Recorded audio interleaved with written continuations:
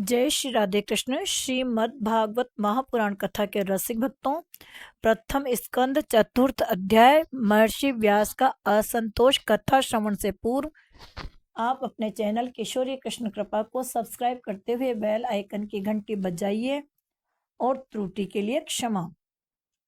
व्यास जी कहते हैं, उस दीर्घकालीन सत्र में सम्मिलित हुए मुनियों में विद्या वयोवृद्ध कुलपति ऋग्वेदी शौनक जी ने सूत जी की पूर्वोक्त बात सुनकर उनकी प्रशंसा की और कहा। शौनक जी बोले, सूत जी, आप वक्ताओं में श्रेष्ठ हैं तथा बड़े भाग्यशाली हैं। जो कथा भगवान श्री सुखदेव जी ने कही थी, वही भगवान की पुण्यमय कथा कृपा करके आप हमें सुनाइए। वह कथा किस युग में, किस स्थान पर और किस कारण से हुई थी? मुनिवर कृष्ण श्री कृष्ण द्वैपायन ने किसकी प्रेरणा से इस परमहंसों की संहिता का निर्माण किया था? उनके पुत्र श्री सुखदेव जी बड़े योगी, समदर्शी, भेदभाव रहित, संसार से की निद्रा से जगे हुए एवं निरंतर एकमात्र परमात्मा में ही स्थिर रहते हैं।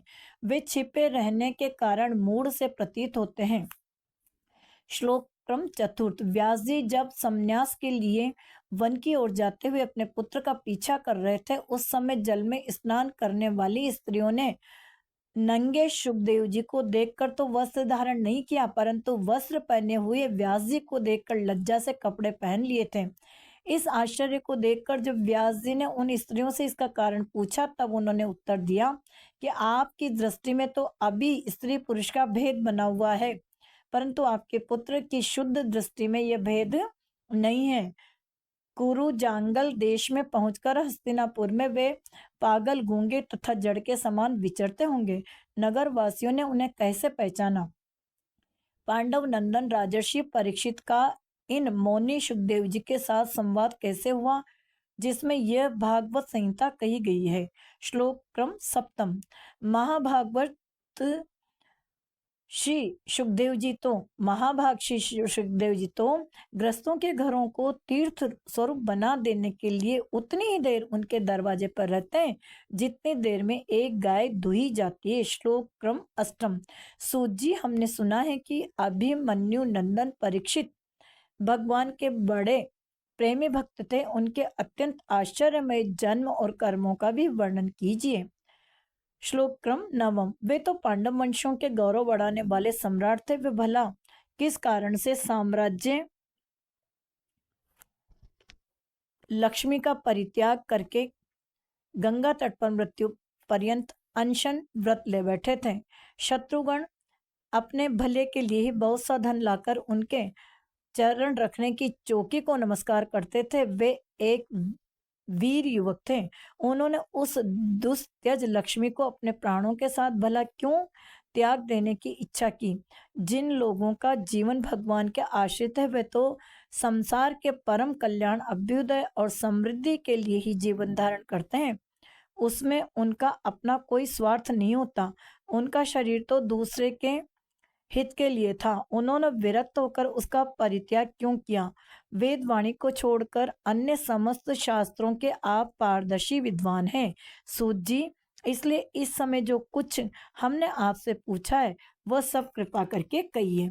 सूत जी ने कहा, इस वर्तमान चतुर्युगी के तीसरे युग द्वापर में महर्षि पराशर के द्वारा वसु कन्या सत्यवती के गर्भ से श्री भगवान के कलावतार योगी राज व्यास जी का जन्म हुआ।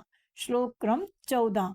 एक दिन वे सूर्योदय के समय सरस्वती जी के पवित्र जल में स्नान करके एकांत पवित्र स्थान पर बैठे हुए थे। महर्षि भूत और भविष्य को जानते थे। उनकी दृष्टि अचूक थी। उन्होंने देखा कि जिसको लोग जान नहीं पाते, ऐसे समय के फेर से प्रत्येक युग में धर्म संकरता और उसके प्रभाव से भौतिक वस्तुओं की भी शक्ति का ह्रास होता रहता है। संसार के लोग श्रद्धाहीन और शक्ति रहित हो जाते हैं। उनकी बुद्धि कर्तव्य का ठीक ठीक निर्णय नहीं कर पाती और आयु भी कम हो जाती है।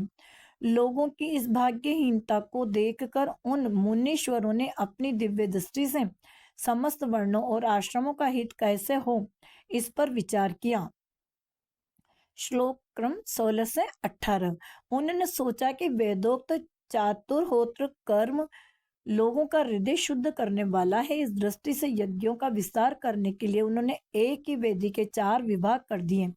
श्री व्यास जी के द्वारा ऋक, यजु, साम और अथर्व इन 4 वेदों का उद्धार अर्थात पृथक्करण हुआ। इतिहास और पुराणों को 5वां वेद कहा जाता है। उनमें से ऋग्वेद के पैल, साम गान के विद्वान जैमिनी एवं यजुर्वेद के एकमात्र स्नातक वैशंपायन हुए। श्लोक क्रम 21। अथर्व वेद में प्रवीण हुए दरुण नंदन सुमंतु मुनि। इतिहास और पुराणों के स्नातक मेरे पिता रोमहर्षण थे। इन पूर्वोक्त ऋषियों ने अपनी अपनी शाखाओं को और भी अनेक भागों में विभक्त कर दिया। इस प्रकार शिष्य, प्रशिष्य और उनके शिष्यों द्वारा वेदों की बहुत सी शाखाएं बन गईं। कम समझ वाले पुरुषों पर कृपा करके श्री भगवान वेद व्यास ने इसलिए ऐसा विभाग कर दिया कि जिन लोगों को स्मरण शक्ति नहीं है या कम है वे वेदों को धारण कर सकें। स्त्री, शूद्र और पतित द्विजाति तीनों ही वेद श्रवण के अधिकारी नहीं है, इसलिए वे कल्याणकारी शास्त्रोक्त कर्मों के आचरण में भूल कर बैठते हैं। अब इसके द्वारा उनका भी कल्याण हो जाए, ये सोचकर महामुनि श्री व्यास जी ने बड़ी कृपा करके महाभारत इतिहास की रचना की। श्लोक क्रम 25।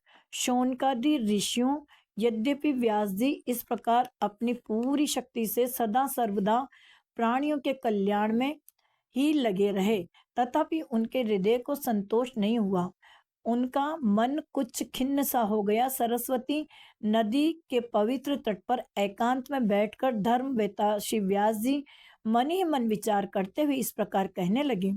मैंने निष्कपट भाव से ब्रह्मचर्यादि व्रतों का पालन करते हुए वेद, गुरुजन और अग्नियों का सम्मान किया है और उनके आज्ञा का पालन किया है। महाभारत की रचना के बहाने मैंने वेद के अर्थ को खोल दिया है, जिससे स्त्री, शूद्र आदि भी अपने अपने धर्म कर्म का ज्ञान प्राप्त कर लेते हैं। यद्यपि मैं ब्रह्म तेज से संपन्न एवं समर्थ हूँ, तथापि मेरा हृदय कुछ अपूर्ण काम सा जान पड़ता है। अवश्य ही अब तक मैंने भगवान को प्राप्त कराने वाले धर्मों का प्राय निरूपण नहीं किया है। वे ही धर्म परमहंसों को प्रिय हैं और वे ही श्री भगवान को प्रिय हैं, अर्थात हो न हो मेरी अपूर्णता का यही कारण है। श्री कृष्ण द्वैपायन व्यास इस प्रकार अपने को अपूर्ण सा मानकर जब खिन्न हो रहे थे, उसी समय पूर्वोक्त आश्रम पर श्री नारद जी आ पहुंचे। उन्हें आया देखकर व्यास जी तुरंत खड़े हो गए। उन्होंने देखा कि देवताओं द्वारा सम्मानित देवर्षि नारद की विधि पूर्वक पूजा की। इति श्रीमद्भागवते महापुराणे पारमहंस्यां संहितायां प्रथम स्कंदे नवमे श्रीयोपाख्याने चतुर्थ अध्याय संपूर्ण। श्री राधे कृष्णाय अर्पणमस्तु। भक्त वांछा कल्पतरु भगवान संग भक्तों की जय हो। जय हो श्यामा श्याम, जय हो सीताराम।